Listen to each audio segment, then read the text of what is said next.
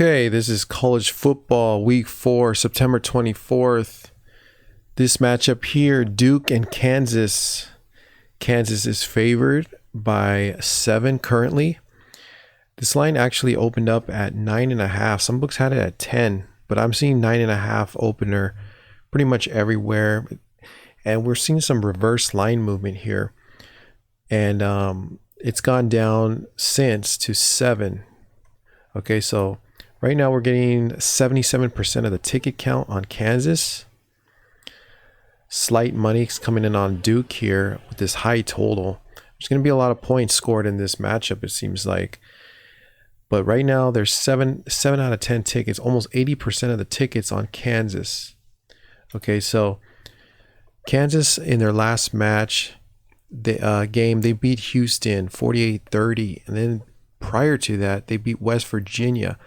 So both of these teams here, Houston and West Virginia, were favored, double-digit favors. I think Houston was an 8-point favorite or so, and West Virginia was a bigger favorite. They were playing a Big 12 team.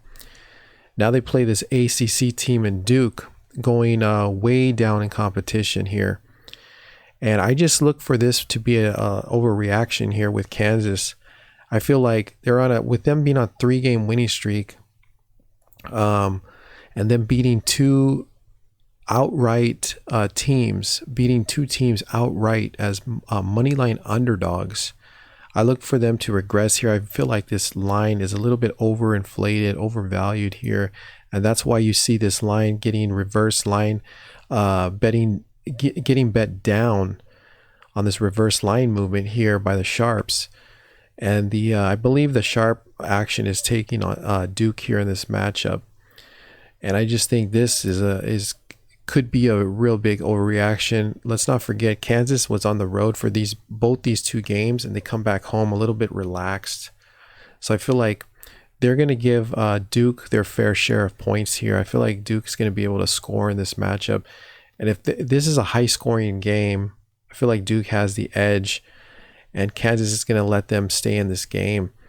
And, if they're staying in this game with a lot of points, that's always favoring the underdog to cover at least. So I like Duke in this matchup at +7. I'm going to take it up to 7.5 actually.